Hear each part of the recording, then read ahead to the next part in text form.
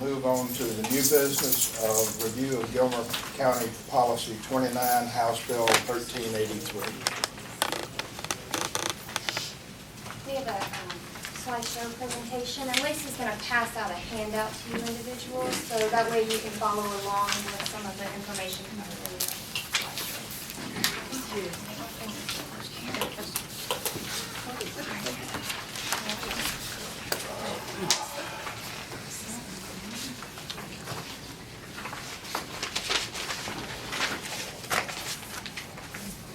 There's been much discussion about House Bill 1383 and the recent changes that have taken place. So today we'll just go over the House bill and the language that's in the OCGA code section.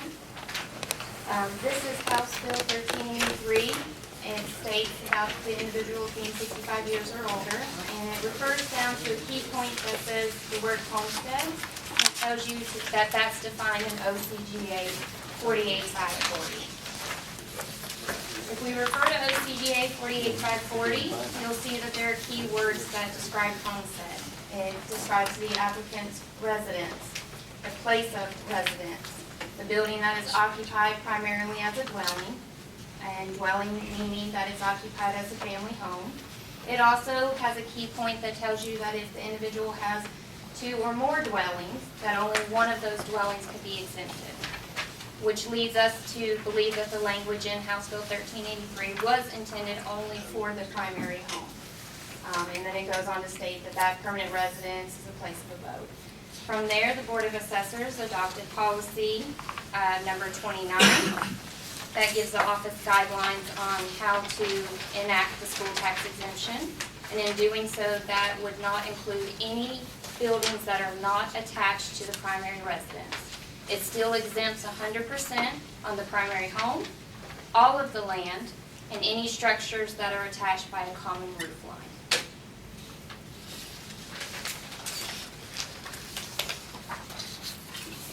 Okay. Can we ask questions, or are we just? I was about to invite questions. Okay. Is this a county code, or is this just your No, this is- policy? It's a policy based on state code. Where in the state code does it say that unattached structures are not considered part of the homestead for tax exemption purposes? Because I read the bill and I couldn't find it in there. So It doesn't say that it's not. It says that a structure, the home is the homestead, and it's a dwelling place, and and that's the only thing that's exempt. So a barn or a gazebo or Woodshed. an unattached garage, we're all going to be taxed on those even though it's part of our property. That's correct. But you don't have a law that allows you to do that, the way I understand it. You're doing this out of a county policy and not a Georgia law. Actually, that's not correct. If you look up there and look at the board, you'll see up there at the very top where it says OCGA 48-540. Right. Okay, that's the state law that the assessors are charged by with following. And then if you'll go a little bit further down, and I know that each of you have got a handout there with you, but I'll refer to the screen, and you see that subparagraph C, and it says where the building is occupied. That's the key word there. Building is occupied primarily as a dwelling. The structures that y'all just indicated, a barn, certainly, for the most part, barns aren't occupied as dwellings. They're typically used for housing animal and livestock and hay. And then I think the other structure that I heard was the woodshed, and that's typically not utilized in that respect. Typically, you'll have one primary structure on the property, and that's where you dwell. And that would be the piece of property or the structure that is actually going to qualify for that homestead. Anything that's unattached is not going to meet the criteria that, now again, it's a state definition, it's not a county definition. When the chairman was speaking of the policy, that's how they interpret it, and they're using the OCGA 48-5-40 for reference there. But the state is the entity that has guided us to that specific definition of, in fact, what constitutes a homestead. So it has to be, again, at its easiest and barest element, it has to be a building that is occupied primarily as a dwelling. So if that garage is detached and it's over here, it's not occupied as the primary dwelling. And certainly, in that scenario, you're going to want the house at that point to be what would be eligible for the homestead exemption, because in that scenario, the house is certainly going to have more value than the garage in most cases. So that's where the board is following, and that's the direction that they're going in that. So an attached garage counts as part of the dwelling, even though you don't live in the attached garage. But a detached garage doesn't count as part of the dwelling because you don't live in the detached garage. The policy that they're looking at adopting this afternoon is with respect to the roof line, I think. Is that right, Tom? Yes. Yeah. And essentially, it's as if it shares a roof line. That's the key element. But you don't have that in your policy, and you don't have, and that's not in the law anywhere about a shared roof line. Not anywhere that I could find. No, it is not. Mr. Chairman? Joanne? Okay, I think that by taking out bits and pieces and interpreting them that way, you could make it read sort of any way you want. But it says very clearly in the Georgia law, homestead means the real property owned by and in possession of the applicant on January 1. In Georgia, the definition of real property is the land and anything growing on, affixed to, or built upon the land. This also includes man-made buildings, and it goes on about, the minerals under the ground or whatever. And then it says the term homestead includes, it's not only, but it also includes the following qualifications. So it must be your place of residence, it can't just be something you own.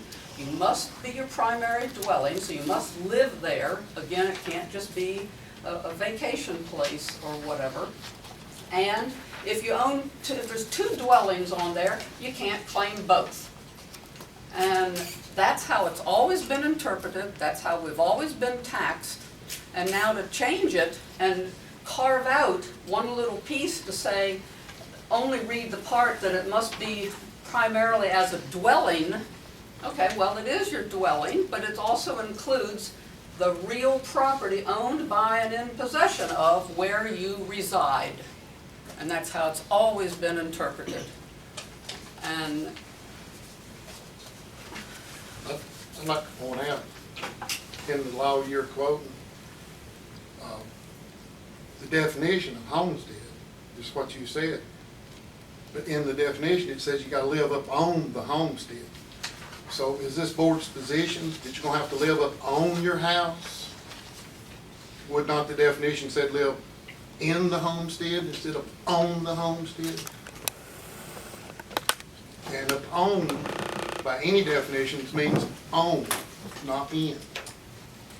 So you skipped over the definition and went to the qualifications. Qualifications is you've got to live on the homestead. The homestead is your home, your property, your real property. It says your land and your real property, just like she said. And then you go down to the qualifications. You can't claim a homestead and live in Florida. It says you must live there as a permanent resident. So you can't have two residents. You can't have one resident. Your wife can't have one. Your wife can't claim another one in this county or in this United States, according to the Georgia law. If you're claiming a homestead in Florida, even your wife claiming a homestead in Florida, you're disqualified by the qualifications. So I think you stepped over the part of living up on the homestead. That's the land. And the land includes the property. The property owned and in possession of, that's the real property. And the real property, by all of our real estate agents in Gilmer County, they consider it the land. They call themselves real estate agents. So now, could we discuss it on looking at it from that perspective instead of just where they're trying to define you got to have an actual house on the property?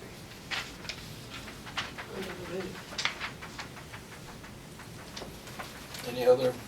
What scares me is you're just starting.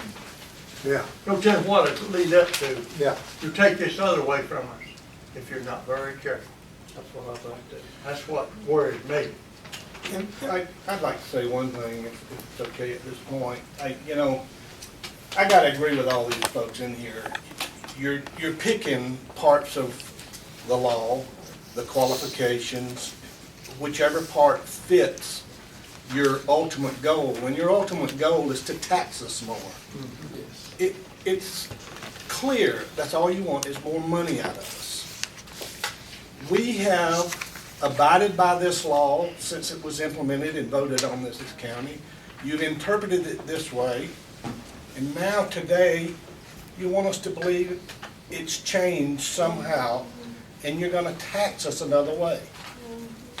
And, listen, my neighbor, the same roof line, has a horse barn. Really? So now we're not taxing that horse barn because it shares the same roof line. Like he says, what's next? What are you gonna come out and tax me next? I moved my daughter in the basement. Now, I'm not occupying it, she is. You're gonna tax my basement for that? Yes, that's clearly where we could go if we continue to let you erode our rights here for coming up and speaking and saying, this just isn't right. Let's stay where we're at. Manage the money we already give you and not try to take more away from us. It's difficult enough as it is living on a fixed income. And everybody in here has been paying real estate taxes for decades, and most of us to this county. And we finally get a break at 65, and now you nickel and dime us. What's next? Our patio, a walkway to the backyard garden, our garden space, a greenhouse, an outhouse? I mean, come on. If it's on your property, common sense says, that's your real estate property. Tax that property as a whole, or exempt it as a whole, but don't go cherry picking what you want to try to tax us on. That's just wrong, and it's not common sense. I would comment that, your patio, any development like that is already taxed. Yeah, the whole property. It's part But of it. as an exemption, when you turn 65, we no longer have to pay the school tax that we paid for decades. Okay, that should be an exemption for the entire piece of property that you've been paying school tax on for decades. Now exempt that, whatever it is, $200 a month or whatever it is you were paying each month in school taxes, and end of story. But no, you've got a barn, we're still gonna tax that. No, you've got a little shed down there, we're gonna tax that. Oh, you've got a detached garage with 4 cars in it. Hey, that thing's worth 30 grand. We're gonna tax that baby. That's just wrong. That's All just right, wrong. let me, I don't think anybody here was associated with the implementation of this House bill in '08. But it was implemented simply by applying the exemption to anyone that was over 65 and appealed as, and asked for a homestead. Well, things got caught up in that. Chicken houses, businesses, things that clearly didn't belong in a homestead. The chicken houses and businesses got cleaned up in the next couple of years after that '08 kind of thing. We came in here and I don't even remember what brought it to our attention, but our position is that the law clearly says that under the definition of the state statute, that the residence, the dwelling is the exempt item. Do The other land counties do and the this? residence. Do other counties do this? Do you have precedent? There's about, a dozen or so counties in the state that have this, and they're all a There's little 30-something, different. by the way. I've looked it up, there's 30-something Oh, counties that okay. do this. They're not all alike. No, they're not, and I'm asking you, are you aware of precedent in other counties that you can share with us? No, You know why? Because no other county does it. So you're gonna be the first, and you're probably gonna invite a class action suit.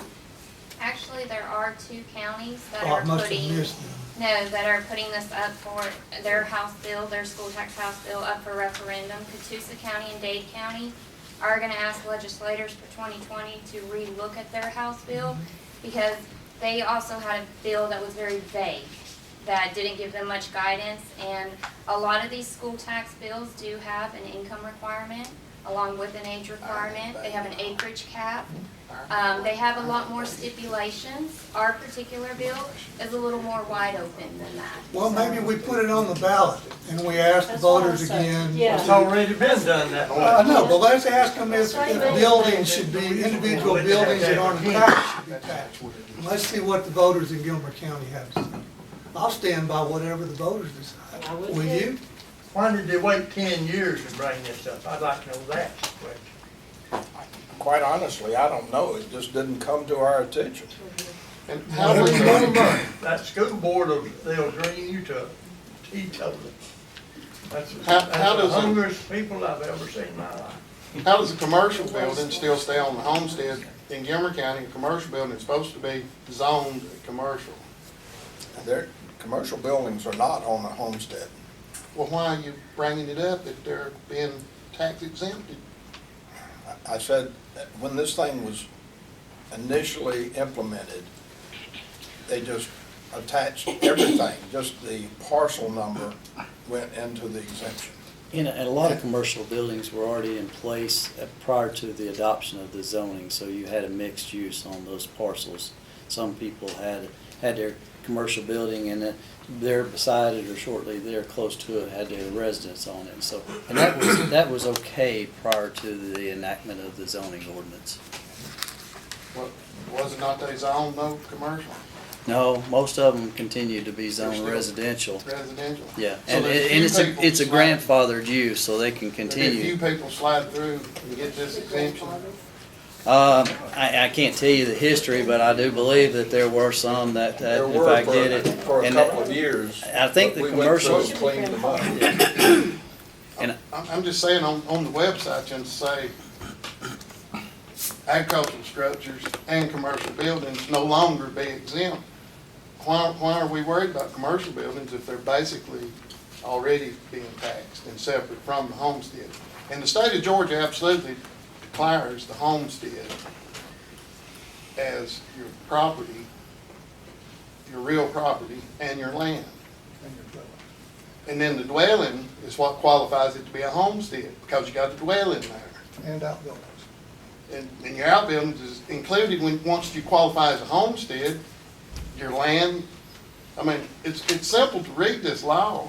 well, It ain't confusing. unfortunately though, it really isn't though, and I'd have to disagree with respect to that because of the situation where they've been able to get those commercial buildings and the poultry houses out. If you come back in and look at it from the perspective of the definition that you're suggesting, which is real property, then they're gonna have to go back and give it to the poultry houses that are sitting there on that real property, as well as the barns that really are not would qualify within that definition, as well as the commercial buildings. It's the vagueness of the bill itself. It ain't vague at all. Are you saying that there's poultry houses already, you know what I'm saying, allowing to take off as the real property already? I can't speak to that, I didn't do the audit, I Except don't. this year. I mean, this year, yeah, you're just saying that, but I'm talking about previously. Was you already stepping people out? Yes, Poultry houses was this year. There are no poultry houses that are being exempt this year, correct? Correct. In prior years, though, there were poultry houses that did fall within under the umbrella of the exemption, yes. And see, if you incorporate the broad, which is the real property that you're suggesting, then you're gonna bring those poultry houses right back into that exemption. And the problem? Well, shouldn't the poultry houses be classified as a business? Well, I think that I would consider them to be a business, I and would too. so, But the law we passed and voted on said, this is the definition we use, and it specifically said this definition. And young's are not wanting to use the definition it refers us to. well, I can almost assure you, I haven't done the research, but I can almost fairly comfortably assure you that I don't think there's any tax assessor's office that are recognizing commercial buildings or businesses for the exemption of a homestead, or falling within the criteria of the meeting, met a definition of a homestead throughout the state. And they should have to sever those off. That would be simple to, commercial has Because they're to gonna be be separate. commercial. Just They can- because it They're used gonna to be be. marked off commercial. Right. Then- Because anybody's got a chicken house, I guarantee you they're gonna be claiming the covenant. And they're not gonna be wanting no commercial building on it because they want to claim the covenant. Because the covenant helps on both taxes. So if you claim the covenant, you ain't gonna claim no commercial building, so you're not gonna have a poultry house and commercial building. And why you insist after poultry houses? Anybody 65 years old It's has not not. paid their dues. No, it's not targeted to poultry houses. I think that was just an example of the structure. Yeah, it's businesses. I mean, there have been businesses that were included underneath underneath the umbrella of the exemption. There is no, there's no targeting that's being directed in this regard. And in addition, the school board didn't come knocking on this board of assessors and ask them to re-examine and relook at this definition. The school board's been completely independent from this, so any suggestion that they had asked for this internal audit is misplaced. Well, if they ain't putting pressure, why are we putting, why did Young decide to put pressure on the taxpayers? Can I answer Yeah, go that? We're here as citizens as well. And our charge is to try to implement the laws and regulations that we're given to do in the Board of Assessors. We aren't the actual tax commissioner, okay? All we're assigned to do legally is to provide a fair market value for the property in the county, so that when property is sold, the property that's sold, that price is within 5%, plus or minus 5% of what we've said it was worth, all right? We had a real problem with that a number of years ago, as you probably know. And we were chastised by the state, and we were actually penalized to a great deal. And fortunately, with the county commission that we have, and also with our leadership here, that we worked through that. We didn't pay the state a penalty, but we did make some changes in the organization. And so we brought ourselves out of that. But part of the consequences of that is that we realized that we are responsible for enforcing or implementing the laws of the state and the best of our ability. And so that's where we are. We're not trying to tax you more, as we're trying to be consistent with the laws of the state of Georgia. And that's our I believe that's our attitude, and that's our goal. And if we happen to have it, and read that, and our attorney happens to give us advice about what direction that we should go, that we do that. So that's all I'm going to say, is that we're not here to penalize you or to get more money from you. We're just trying to be consistent with the laws. Pardon? Why did you wait 10 years if nobody didn't pressure you into this? Why ain't you already had it back in there? In 10 years? It hasn't come up. Are you willing to Well, how did it come reconsider? We had, and I remember when this came up, but we had an individual that looked at this and brought all of this up, that we've just been reading this wrong all along. Fortunately, from my point of view, I'm a fee appraiser, so I know what real property is.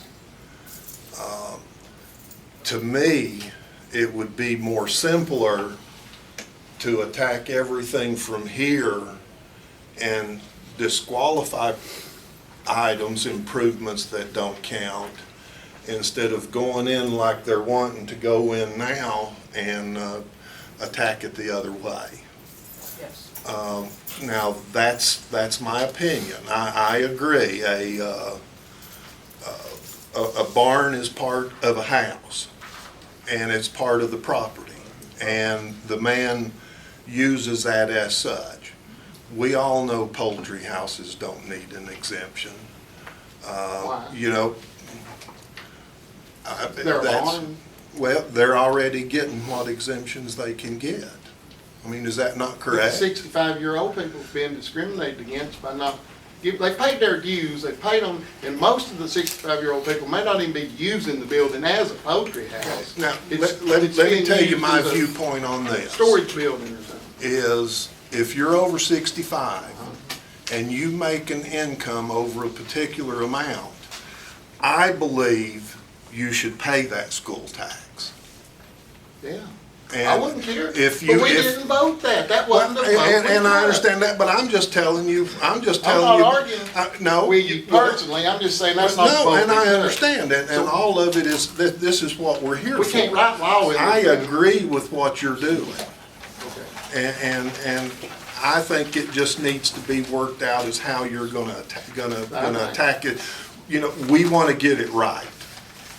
And like I said, I remember when this was brought up, and quite frankly, I thought it was a red herring then, and I think it's a red herring now. That's not how we need to approach this, and there's people in here that I've already told that to.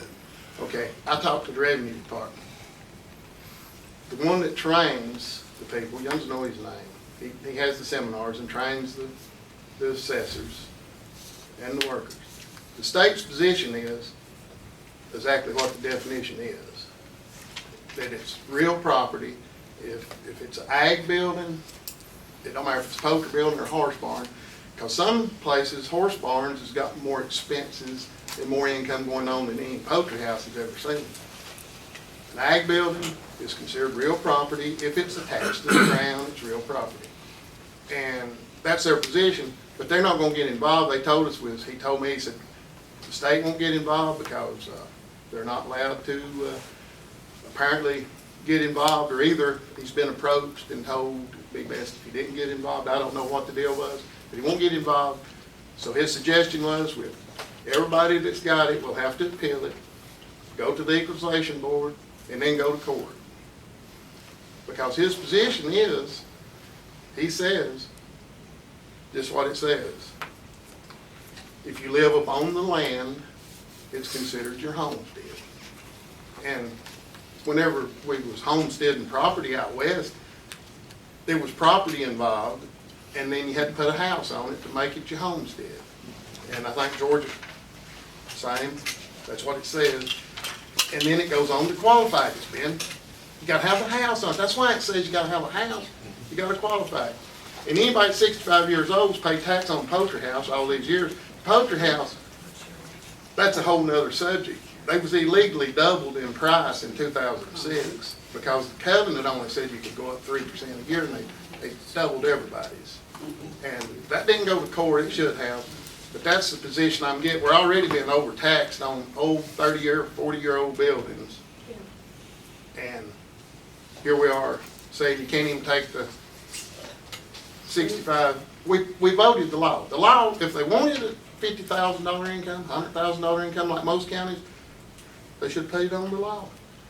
So you just can't write the law over, petition the representative to put another bill before it, and we can vote it.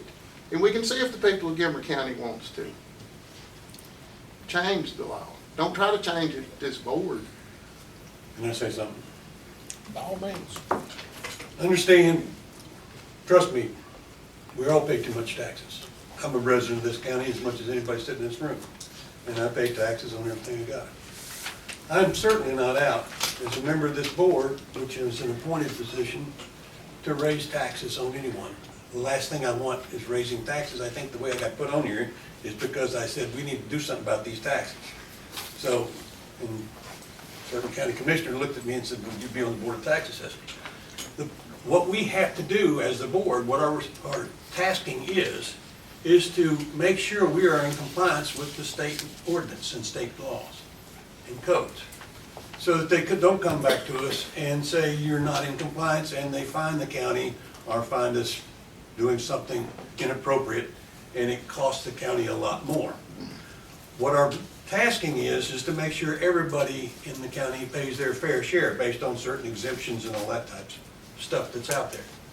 Over 65 is certainly one of those CUBAs, somebody's mentioned that.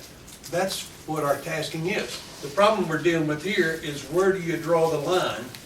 And does that line constantly change? We have to have it so everybody knows it going in, if you will.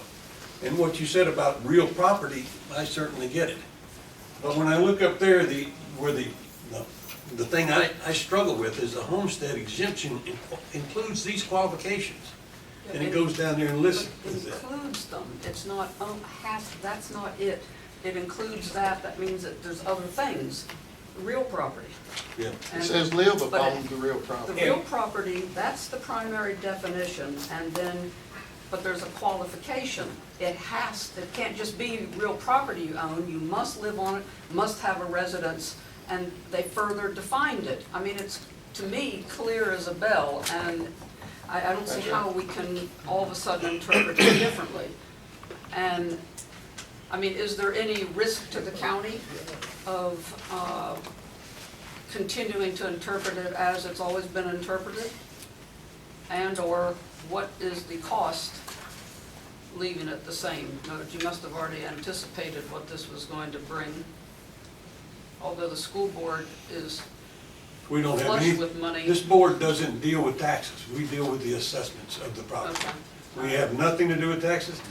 I don't think I know the people on the school board. I would differ with that from the standpoint of everything you do affects our I taxes. understand. So you do have something to do with taxation. You might not have anything to do with the penny, but you have something to do with the taxation by the way you interpret what you're about to interpret. You're about to take a line that you mentioned, we've got to draw the line somewhere. Right. The line has already been drawn, and you're redrawing it again. Yes. And you're gonna cause me to come out of my pocket with another 30%. My taxes are going up 35% because of the way you're drawing the line this I know. year. Okay? You know what I'm saying? Well, I'm just saying, the line was drawn when this law was enacted. It was drawn with this interpretation, real property. Read the whole thing, not just what we can pick out and put on a board to make a good presentation in here. I understand all that. I understand we need money. We need more money right now to do roads. We need more money to come out here and clean my ditches more than every 15 years. School tax ain't gonna do that. No, school taxes ain't gonna do that. So get taxes from the right places. And I don't Don't wonder, draw the line again. If you need more money, let's raise the rate. also. Let's come out and say what we're really doing. But don't redraw my line every 10 years, every 5 years.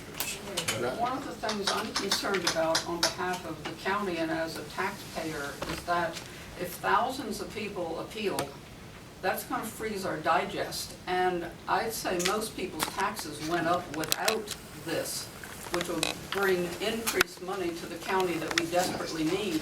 And if we end up freezing our tax digest and have to issue bills at 2018 rates, that's gonna cost the county even more. And I think there's enough people upset, and if they appeal, if they knew what we just discussed. And since there's somebody here from the news, they might find out soon, and there's still time to appeal. And I think that's scary that we could end up freezing our digest and having to redo all of the tax bills, but I don't know, since I'm not part of the. We have had a lot of phone calls, we've had a lot of people walk in, and surprisingly, not everybody is opposed to this. There are individuals that chose not to file any type of appeal. They wanted an explanation. They're okay with the change, and they may not love it, but they are acceptable of it. Most of the impact was minimal, so to some individuals, understanding and reading that, they interpret it the way we interpret it. But they And- didn't hear this interpretation, which is it's real property, is clearly defined by the state of Georgia. They may not have heard that And so- interpretation, but they can make up their own mind to whether or not they're okay with paying that school tax or Right, I not. understand. So, I mean, it has been a discussion item for the last 30 days or so, but I disagree that everybody would, there were, out of 3,700 accounts, about 2,400 accounts affected. So not everybody that was 65 and older, if they had just their house and just their land, this did not affect them. This affected unattached structures. So there are individuals that were unaffected and there are individuals that were affected and they were okay with it. Well, the ones that were unaffected might not have had detached structures. That's what I'm saying. They Okay, did so not. obviously they're not gonna grouse about it because they have no dog in that fight. But there were affected individuals that have come in, they've talked to the staff, they've read through the law, they've been handed the same thing you individuals have been handed. And some of those people, I mean, they are okay with it. Now, there And- are some that still file an appeal. If this were the only thing I were to read, I'd probably agree with you. This is not the only thing I've read. Maybe those folks that came in here took you for your word and said, you know, they work here, and I'm not, you personally, it's not that. You're in a position, I understand that. You gotta defend what you're doing, I understand that. But I'm defending my position is they don't have all the data. Given all the data, they might not walk out of here as happy as they walked out that day when they were given this. Well, I'd like to say, I had a little building built to store my lawnmower, my garden tiller, which I don't use anymore, but anyway, what I needed to store out of the weather. And so, that's all I have. It's just a small building. Me And too. it's not attached to my house, of course. It's out at the edge of the yard. Well, that's me, it's a shed, it's 20-plus years old. You assessed it at $1,700. And of course, now I've only got to pay $33, but what am I going to have to pay on it next year? Or the year after that? That's why I'm here, that's why I oppose it. It's going to go up, it's not going to stay at $33. I think as a free citizen, we should be able to build a little building for our needs, to store our stuff in them. And that's the other side. A lot of these outbuildings should be depreciated and come down in value and not go up in value like your dwelling does or your main house, because real estate in general goes up. Real estate in general may go up, but if you've got a 15-year-old shed, I've got a 20-year-old shed and it's falling down, y'all say it's worth $700. I built it 20 years ago for $500. How it's worth $700 now, 20 years later, when the roof is rotten and the floor's gone, you got me. But, that's only a little bit when I figure the tax and everything. But it's the principle of the thing while I'm here. You shouldn't be taxing people's outbuildings and storage sheds and barns, and it just doesn't make any sense, and no other county does it. And why y'all want, I can understand if Gilmer County was bankrupt and we were trying to, maybe we are with the courthouse, I don't know, but, but if y'all aren't getting pressure from the tax commissioner or the school board to get more money, why are you interpreting this thing differently all of a sudden? I don't get that, just writing a policy based on the word dwelling and the argument from a lawyer. We can go get a whole room full of lawyers to argue with Mr. Clark here, and that's not gonna solve anything. Do the right thing. Well, I think we've reached a point, and I want to make sure that everybody that would like an opportunity to speak, to do indeed speak, and then I want to make a statement. Does anyone else like to make a statement? I'd like to ask, how often can you appraise a fellow's property? We're required by law to appraise a property once every 3 years. I've been 3 years in a row counting this. I don't know what's wrong, boys, somebody mad at me. I'm not kidding. And she told me the girl could come there. I said, would it do any good for me to break or object to it? No. So I didn't do it. Yeah. My time's valuable. I have to work. I'd like to say something. I've appealed my property several years in a row. I'm on the board, and mine goes up. I got the same thing you got this year. Mine just happened to be a swimming pool, but I didn't particularly like that either. But you have to understand, and I understand her point, I understand your point, I understand your point, and I've listened to everybody, and I agree. But sometimes, when we're charged with doing these things, we get something, when somebody comes in and they make an issue of it, and we have counsel, we generally go by what our counsel tells us to do. The other thing is, Teresa mentioned here that there's a couple of counties that are trying to clear up their school tax exemption issues through legislation. And David, is there anything, 'cause we can't clear up stuff like that. Once we've been advised, but is there anything afoot where a legislative action is going to be taken to relook at this again on the state level? I know of none today. That doesn't mean that there would not be tomorrow. or at some point in the future. Because of the issue. If you look at the other bills that have been adopted in other jurisdictions in the state, they're more clear in the manner in which they define things, and they're more inclusive as to what would be eligible for that exemption and what would not be eligible for that exemption. It gives their respective counties a little bit better direction. So there's nothing afoot today that I know of, but that doesn't mean that there isn't. I mean, again, I'm not always surprised of what legislative council and legislators are doing. And there may be something that may hit the session this upcoming year in 2020. And that may be something to further address this issue. And that may be a question that may be best posed to the respective legislators. You see that we get information. When we go over the information, we get legal counsel. And then we have to make a decision, are we going to list our legal counsel, or are we just going to do something else? So, it's not an easy situation sometimes. And I've got the same increases, and if anybody in the office tells you you're wasting your time to appeal, you need to give us the name that Teresa needs to talk to them, because you have a right to appeal, and you need to do that. Yeah, but why do it if she already knows more than I do about it? You get to go to the Board of Equalization. You don't appeal it to the, whoever you talk to. I mean, you have a right to appeal, and you should appeal. I appealed mine last year. So, These chicken houses across the road, they falling down. And they took pictures of that and gonna bring it, show it to you. I asked her, said, would this not help me get my property down or not go up? She said, no. well, you do have a right to appeal. Yeah, I know I have a right. Was doing it good, though. Why waste my time if she knows more about that than I would?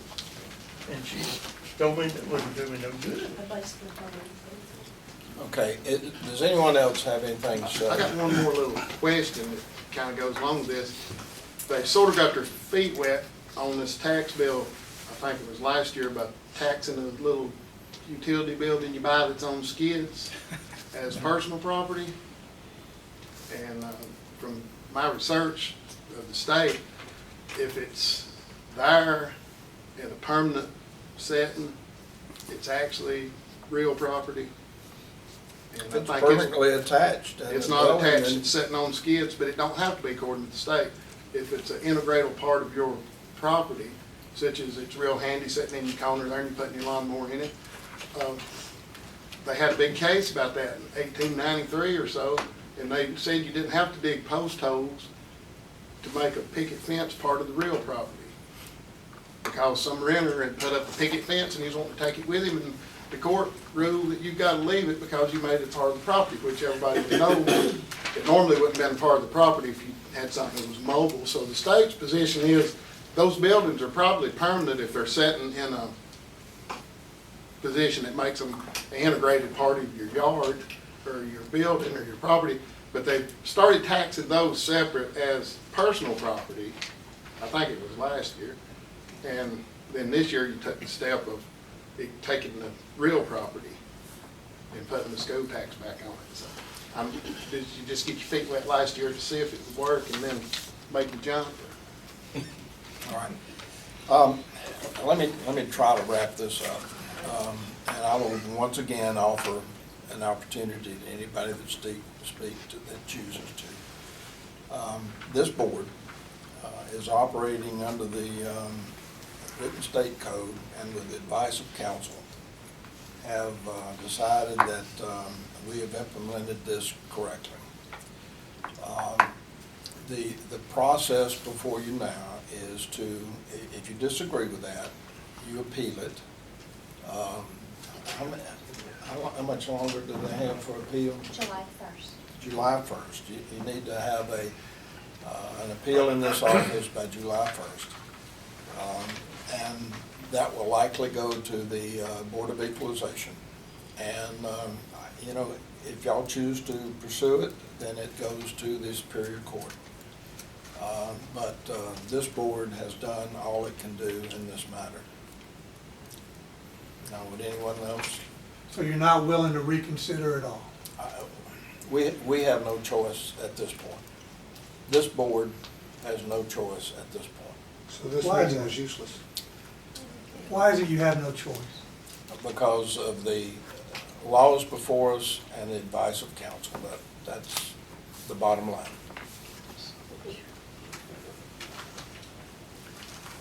Funny how. So It's just exactly what I thought. I hate this county. It's exactly the same. So then does council say what, we need to hire a lawyer? Hey, do we really need to push this? I mean, can you not To get advise them someone to else reconsider? to interpret it? I give them You- advice. You and- know that's a nebulous term up there. We all know it is. So let's look at it from the taxpayer point of view instead of the tax appraiser's point of view. Okay, these gentlemen are charged, I believe they're acting in good faith. I know a couple of them, and they're good people. they're charged with following the law, and they each year go and attend the classes that continue to remain certified and everything. They've looked at this, I've given them the advice that, if you read it, and two people can disagree on anything. And that's That- fair. I mean, at the That's end of the fair. day, two people can disagree. But when you read it, it says the building is occupied primarily as a dwelling, and, But why There- do if we you have to look be at the it in- first county to do this? Why Well- can't we wait? unfortunately, this surfaced last year and the board, it was brought to this board's attention, and the board had to begin to examine it, and upon further examination, the board realized that maybe the application of the bill to the property owners inside the county wasn't being applied correctly, unfortunately, is what they came to the conclusion on. So, this is where we've gotten to, and again, that House bill that was adopted refers to the state statute. And if you look at that statute, the guidance it gives us is that it's gotta be a building that's occupied primarily as a dwelling. But again, two people can disagree on that. But this David board, Ralston wrote it. You're taking it out of If we get an context. opinion from David Ralston that is different from yours, would y'all reconsider this? actually, to be honest with you, we asked for an opinion from legislative council. Teresa spoke specifically with legislative council. We said, hey, listen, we're interpreting it this way, but hey, if you give us something in writing that would suggest that that it is incorrect, we may back off and not follow through on this. But they wouldn't do it. They wouldn't say one way or the other, though. I think verbally they argued that we were misapplying it, but they would not give us anything in writing to validate that opinion. Okay.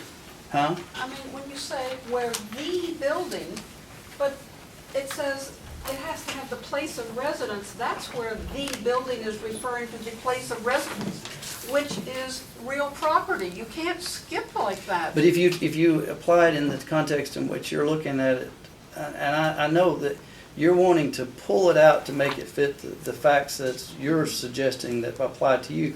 But if you look at it as real property and somebody's living on that real property, if they got 6 chicken houses, under that definition as you're interpreting it, then those 6 chicken houses are going to qualify for that senior tax exemption. We asked for legislative. Okay, yes, but the county should have required that commercial part of the business should have been rezoned separately. That's a whole different issue. You can't mandate the property be rezoned when it was constructed prior to the enactment of the zoning ordinance. Somebody's got 90 acres and they got 3 homes on there, grandfather, father, and son all live on that same piece of property. That's not going to qualify, as you can But definitely tell. You can't have 2 or more. But Okay, I again, the board really did reach out to, I want y'all to understand, the board took its time, had the audit conducted, sought some counsel or guidance from legislative council, and maybe,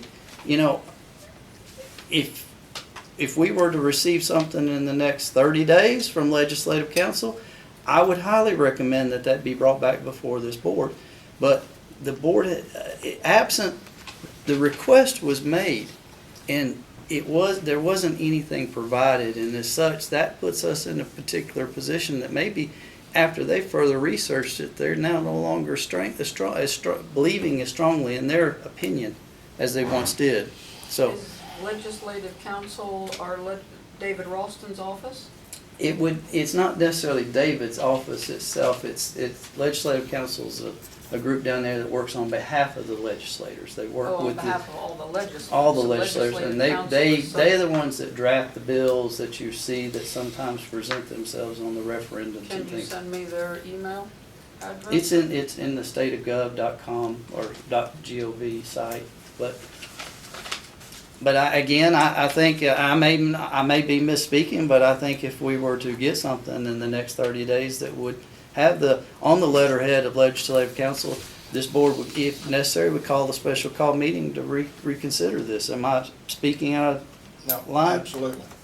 So you said that the Department of Revenue told you the same thing they told me, that they go by the definition of real property. Is that not what you said? No. You didn't say that? No, I didn't. I believe he said that They disagree they, with what he was. they disagree the way he's interpreting it. No, let's not suggest that the Department of Revenue was the entity that was disagreeing. No, but the legislative council was disagreeing. Legislative council is the entity or the body that drafted the bill itself that was presented to the voters back in 2008.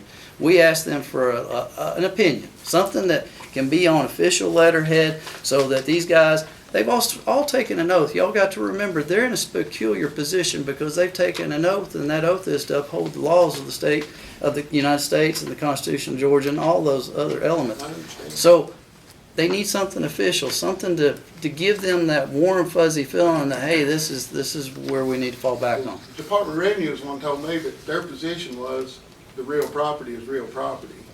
You don't pull real property off of a homestead. A homestead and the real property is. Who is one- the gentleman with the Department of Revenue that you He's were? one train, John. There's a bunch of Department Is of it Griffin A dozen or of them. Griff or something?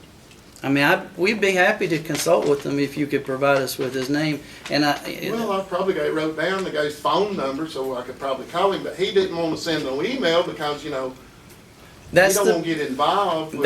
well, and see, unfortunately, you can't speak out of one side of on the fence and then not be willing to step on the other side of the fence and defend what you just spoke about. You And if saying he's I'm lying? no, sir, I'm not suggesting that at all. What I'm saying I'm not is straddling the fence, I'm telling you no, exactly sir, what no, he no, told no, me. no, sir. He said that the state would not get involved because Yuns wasn't blatantly, Yuns was misinterpreting it. I'm talking about this individual. I wasn't speaking with respect to you, sir.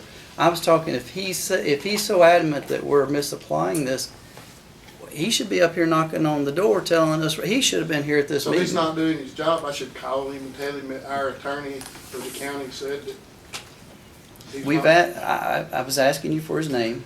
I'd be happy to talk with him. Teresa would be happy to talk with him. Tom would certainly be happy to talk. Any members of this board would be happy to talk with him if you can provide. And He had to call me back because he was having a training meeting at the time I And called. we need him to not only speak about it verbally, but we need him to produce something in writing. Well, When I use the analogy of speaking about it on one side of the fence and not willing to provide for it on the other side of the fence, it didn't sound like what you were saying is that he would provide anything in writing. He was just no, making. he said he wouldn't. Okay, and maybe. He's not authorized to give out legal advice, and he was afraid that would border on legal advice, so he said, because I was asking him to interpret it. And he said, well, there ain't no employee of the state, because you're employed to give legal advice. Okay? He's not employed to give legal advice, he's employed to train the assessors. But he also has had he's also had training, and not only training, but he also has access to the attorneys that represent the Department of Revenue, and that's the State Attorney General's office. So if he's relying on something, he's been given that guidance from somebody, and that's all this board is looking for at this Well, particular should we time. contact the Attorney General's office to make sure our board is following the state law? You may wish to speak with this gentleman again and see if there's a possibility that you can get something in writing from him or from his supervisor. He's not, because he says that's giving advice. He can't come out and say, I think they've misinterpreted the law, because that'd be illegal. Well, no, he did verbally tell you that. He verbally told me. Yeah, what he can't do is give it to you in writing, is what you're suggesting. That's what I'm saying. He won't, because then they go back and say, we're But gonna the fire Depart- him. But the Department of Revenue, I don't necessarily agree with what he's saying, because the Department of Revenue is the one that comes out and audits us if we get audited as a board. Well, So I they didn't do- agree with him myself, but. Oh, I got it, but we're not disagreeing. What we're saying is we need something that says from the state, saying that this is compliance and we're interpreting it incorrectly. We'd be more than happy to go along with that. But what we're trying to do is figure out what is right and what does the law tell us to do. Well, would you Because consider, we deal with it just like everybody else would does. you consider voting to pay it off till next year so we have time to get it sorted out? You in a meeting? Well, I believe that if there's enough pressure applied, we could probably get an official position letter from someone within the next 30 days. That's exactly what we need. This board has That's a good idea. no real authority to modify our current position until we get a more definitive written opinion as to how this should be implemented different than we have decided to do. That's a great idea. I agree. Wisdom prevails. Mr. Chairman, I'll And make- again, we recognize that it had been requested prior to this meeting, so. You got a bunch of angry citizens griping at you. Well, I think they know that. All right. I would like to recognize Gary for a motion. I'd like to make a motion that we postpone this until we reconsider this and get some guidance, further specified guidance from the state on this to make sure that we're in compliance. And your motion is including this agenda item, number 29? Roger that. Second. Is that an indefinite motion time?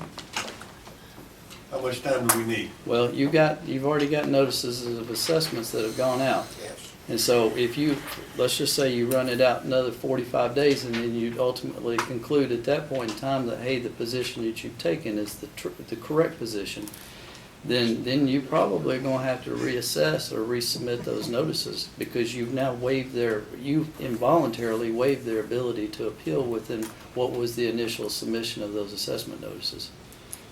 We got that going for us. I really think you got to time date it, you got to sunset that at some point in So time. what's the appropriate time that we should put on this? What do we need? And I'm looking, Teresa's got furrowed eyebrows back there, so she's kind of, Our digest has to be submitted July 15th. That's a mandated requirement.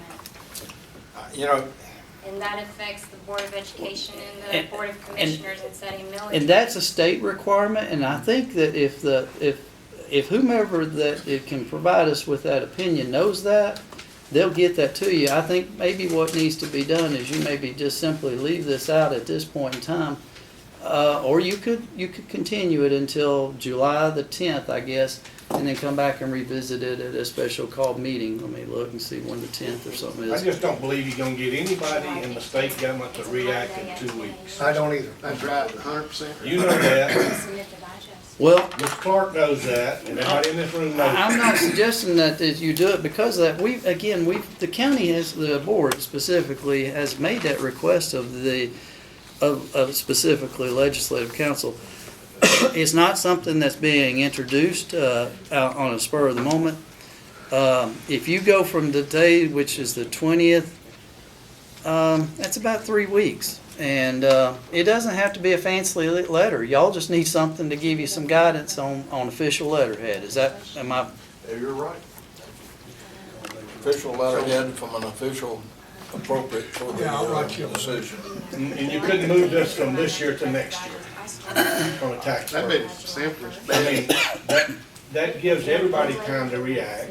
Doesn't cause any concern with, You've heard what he said. He said oh, I heard what he said. the bills have already been mailed out. It's not that, it's just that y'all just want The to assessment know has been mailed out. you're in a position where you got it. I think if y'all's made the change that you wasn't gonna charge that tax and they give a whole year to get it settled, and so be it if it comes out bad.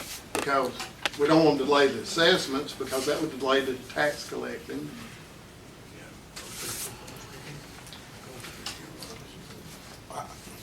You know, my opinion is that we need to pursue the established procedure for this situation. and that is if you disagree with the assessment notice that you got, you file an appeal, and we'll negotiate it with you, we will refer it to the Board of Equalization if required, and we can take it to a judge for a final decision. And also during the time of the appeal, that there may be a satisfactory answer that is received from the state. So, I mean, remember. We don't have the authority to create a new procedure at this point in time, because we have to release our work to the tax commissioner, in literally a month. All right? But I mean, I know that as soon as the meeting is concluded, there'll be constituents that are going to make those phone calls. And Teresa and I can reach back out to the legislative council again one more time, see if we can get something. And we can impress upon them the urgency behind it. The question I got, we can't screw up our digest. So we have to look at it and say, okay, if we can't do it legitimately for this year, we've got the appeal process for this year, but we need to listen to what people are saying and say, let's try to address this from a common sense perspective. And if that's possible in the course of this next year in a timely manner, because we're kind of behind the fire curve right now. Every time you look at it, like you said, everybody looks at it, can look at it and look at it differently. So, because the legislation is a little bit vague, yes, ma'am. So, am I hearing that you'd like to, are you considering wanting to postpone it for implementation for a calendar year? Is that what I'm hearing? No, that's not what I said. What I said was, we may have to, since we voted on it to engage it for this calendar year. Right. Go forward with this calendar year the way it is, with appeals process in place, understanding that. Meanwhile, we need to get information from the state. No kidding, this is what you gotta do, so that it's clarified for everybody, and we get full clarification from the state, rather than us trying to interpret, and each one of us in the room looking at it a little bit different. And in that respect, I would hope that the state would get us the information or the letter that is necessary within, it's probably 21 days. If they realize the urgency that's placed behind it, remember, we're not in session as far as the legislature is concerned. So they're in their downtime, and This would also allow us to finally come to the decision of what constitutes real property. Yeah, and could we have them state one way or the other, they support you or they don't? Not none of this, well, we think you're wrong, but by God, we're not putting it in writing. You've got a State Department that won't hold ground. You've got a state legislature that won't hold down. So we've got 5 guys in this room that are trying to decipher what. I understand that. So. And that's why I'm saying, ask them, to clarify. Give us clarification. Right. One way or the other in writing.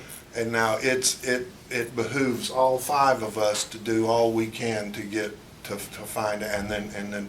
And believe me, we're probably gonna call them too, address if we it. can get hold of the same person. Yeah. We appreciate that. Thank you very much. So is that's the motion? Yes, sir. Second. Now what, tell me about Yeah, are you saying? We're gonna continue on, well, no, you made the motion. Yeah. The motion is, and correct me if you don't understand what I'm saying, move forward with what we have this year, understanding that we're making a commitment to go and readdress this issue and get full clarification from the proper state authorities, as far as the interpretation of the code. But the procedure going forward is that the appeal process is the correct method. That's correct, yes, sir. Fair enough. But Because that is a timely thing, and it's a time constraint requirement that we've got right now, that we've got to meet the digest. We can't mess up the county that way. but if you go forward, you're gonna collect the new money. If the state then says that they interpret it the way we've been doing it, are people gonna want their money back is one question, and the other is, if a lot of people file appeals, and I do know people that it doesn't affect, that are going to appeal because they don't like the way it was done.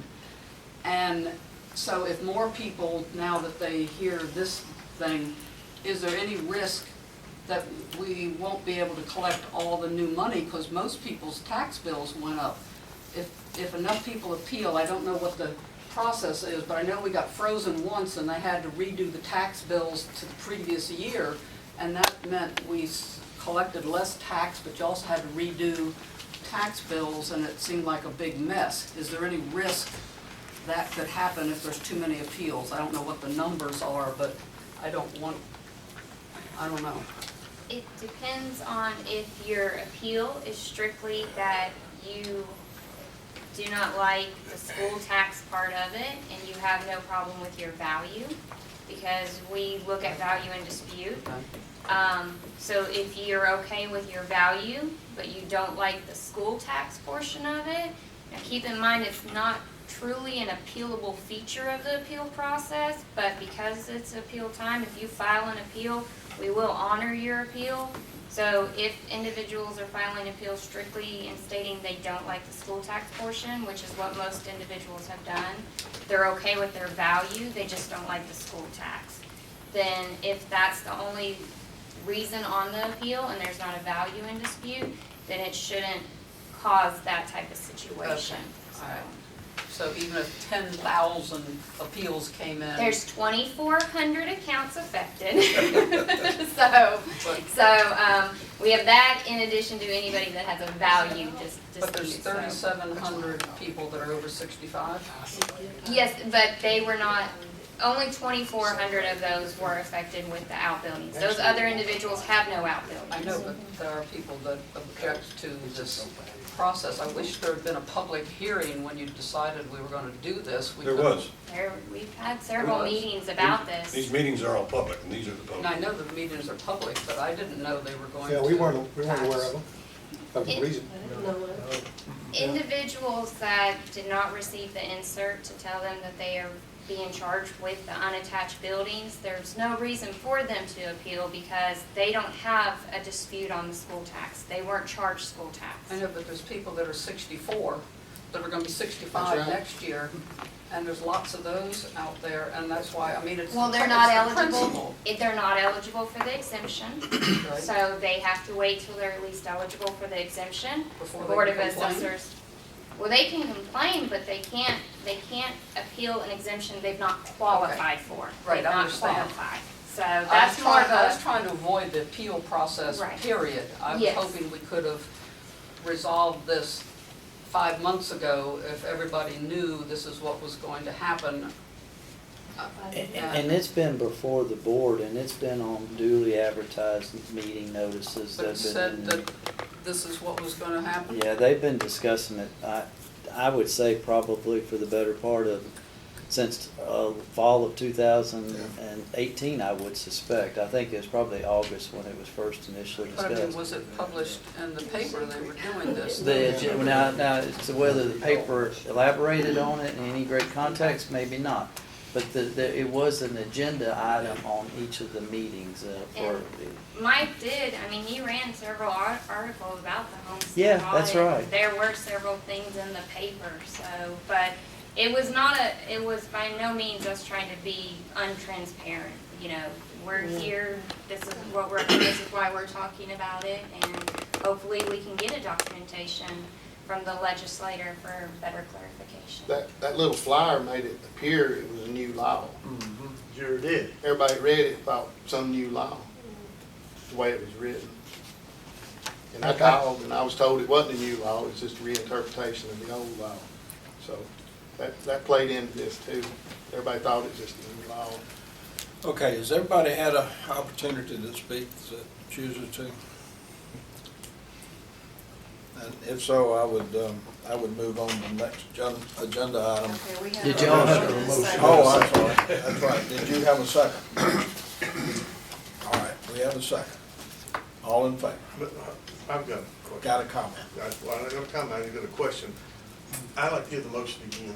What we're actually voting on here. I'm old and it's hard to remember this stuff, but the motion is to move forward this year with the law as stated, so we do not risk our digest and our submission process timelines.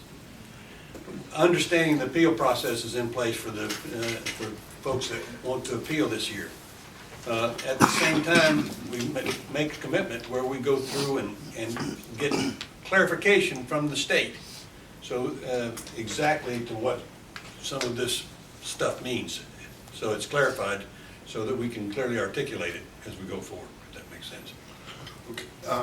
Now, is there a time frame that we need to say, okay, we're gonna make our interpretation by the end of the year?